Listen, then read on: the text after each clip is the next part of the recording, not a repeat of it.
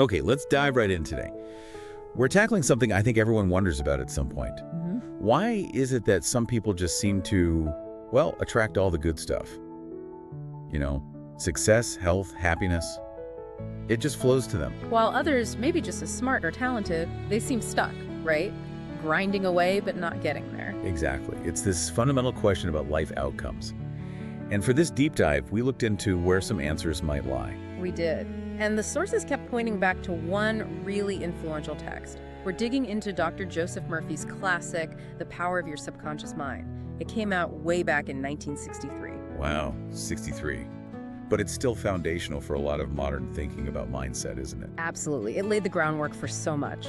So our mission today, for you listening, is basically to give you the essentials. Yeah, think of this as your shortcut. We've gone through it to pull out the core philosophy, the really powerful techniques Dr. Murphy talks about for harnessing that inner world. And to really get it, you have to start with the core idea. The whole book is built on this split inside us. There's the conscious mind. That's the one we're aware of, right? The thinking, analyzing, planning part. Yeah. The bit that asks, does this make sense? Precisely. It's like the captain on the bridge, but then there's the engine room, the subconscious mind. Okay. So if the conscious mind is the captain, the subconscious is the crew that actually makes the ship go. That's a great way to put it. Murphy calls it the believing and executing mind, and that difference thinking versus believing that's everything. Believing and executing. Yeah. The key takeaway, the absolute core, is that your subconscious mind doesn't really argue, it doesn't filter, it doesn't judge. It just accepts. It accepts what you impress upon it, whether that's a fear, a hope, a clear picture in your mind,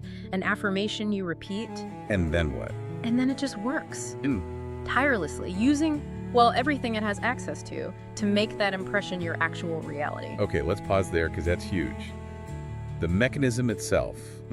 We hear think positive all the time. But this is saying just thinking it isn't enough, is it? Because the conscious mind might be going, yeah, right. Exactly. That skepticism gets in the way. Murphy says it's more about feeling. He uses this analogy. The conscious mind is the gardener planting seeds. Okay. The subconscious mind is the soil. Rich, fertile soil. It doesn't care if the seed is for a beautiful flower or a weed. It just grows whatever is planted. It just grows it, it accepts the seed, the belief, the feeling, and nourishes it. It influences your intuition, your actions, it attracts circumstances, all because it fundamentally believes the outcome is real or is happening. That garden analogy really clarifies it. It's not wishful thinking. It's about convincing this inner executor that the goal is already a done deal. Pretty much. You're embedding the blueprint. But hang on, what about all the negative stuff? If we've spent years, consciously or unconsciously feeding it negative beliefs, doubts, fears, how does the positive stuff even stand a chance? Doesn't the old programming just take over? That's the core challenge, absolutely. And that's why the methods of impressing the subconscious are so critical in the book. You can't just whisper a positive thought once and expect it to stick. Right. You need consistency. You need emotional intensity. You need ways to bypass that skeptical conscious gatekeeper. Okay, practical tools. Let's get into those. Yeah. What does Murphy actually suggest for speaking the subconscious mind's language effectively? The first one everyone talks about is visualization, right? Yes, visualization is huge. And Murphy is very specific. It's not just a vague daydream. No. How specific? You need to imagine the end result with, sensory detail. What does it feel like? What do you hear? What do you see?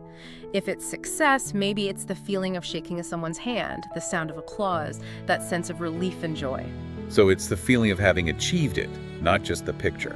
That's the crucial part. That feeling, that emotion, that's the language the subconscious really gets. It kind of bypasses the logical conscious mind's tendency to argue. Okay, so you create the vivid blueprint with visualization.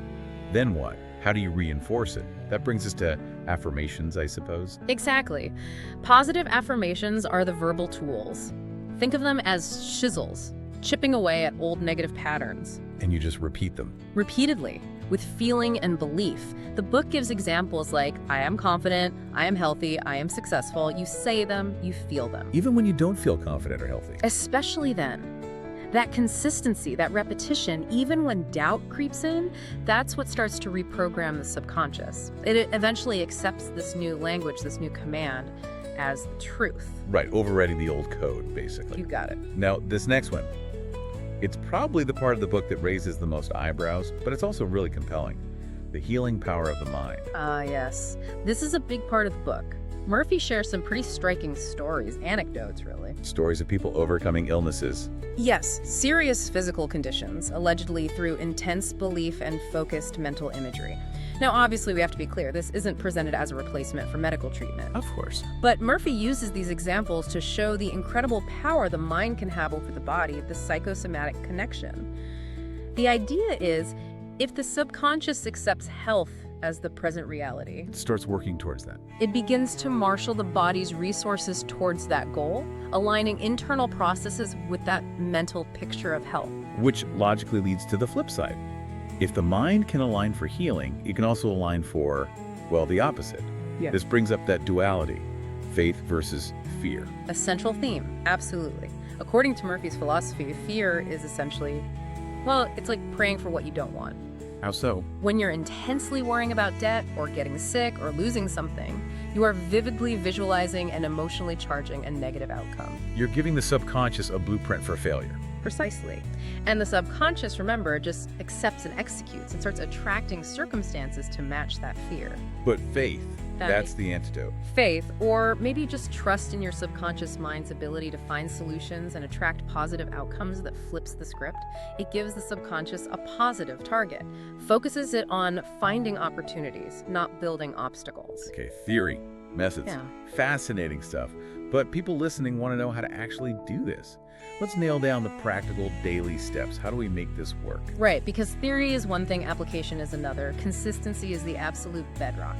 Murphy gives 3 key tactics for daily practice. The first is really famous, pre-sleep conditioning. Pre-sleep, meaning right before you fall asleep. Why then specifically?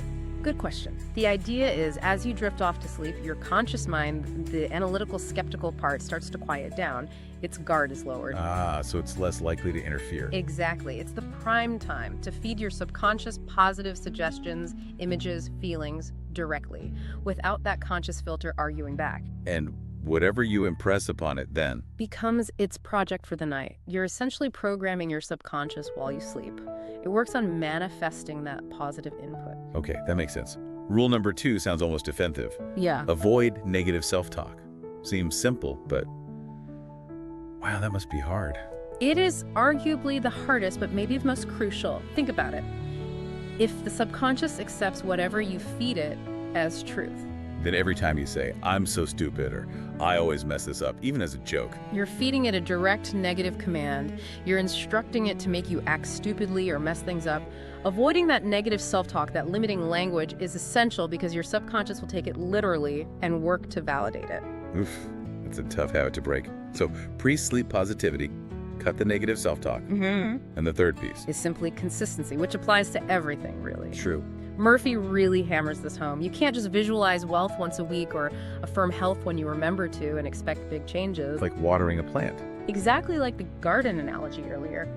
Daily watering, daily weeding out the negative thoughts, that consistent daily positive input is what's needed to truly overwrite those old, deep-seated negative patterns until the new belief becomes automatic. Okay, let's zoom out a bit. We've dug into the core ideas. Let's do a fair critique based on the sources.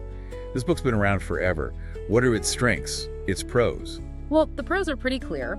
First, the core wisdom is simple and it feels timeless. It resonates. Right. Second, it offers practical techniques, visualization, affirmations anyone can try right away, no special equipment needed. And third, those stories, the examples Murphy shares, they're genuinely inspiring. They give you a sense of possibility. They provide motivation.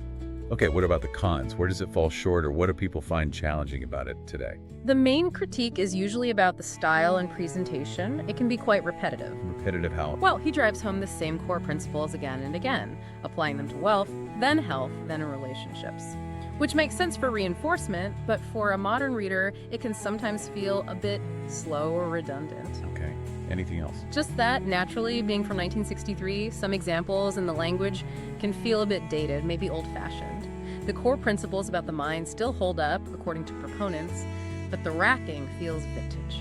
Understood. So pulling it all together, mechanism, tools, daily practice, critique.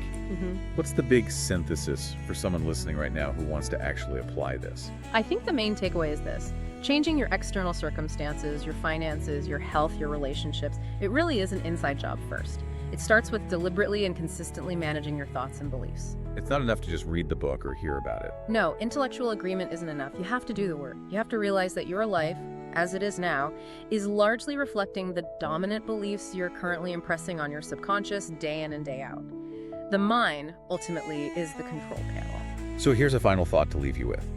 If your subconscious mind is this powerful engine ready to execute, what orders have you been giving it? Maybe unintentionally. Think about it. What's one specific area? Maybe wealth, maybe health, maybe a key relationship that needs a new, clear, positive instruction right now? Choose one thing. Just one. And tonight, before you sleep, try that pre-sleep conditioning technique. Give your subconscious a vivid, detailed feeling picture of the positive outcome you desire. Give it a beautiful blueprint to start working on immediately. See what happens.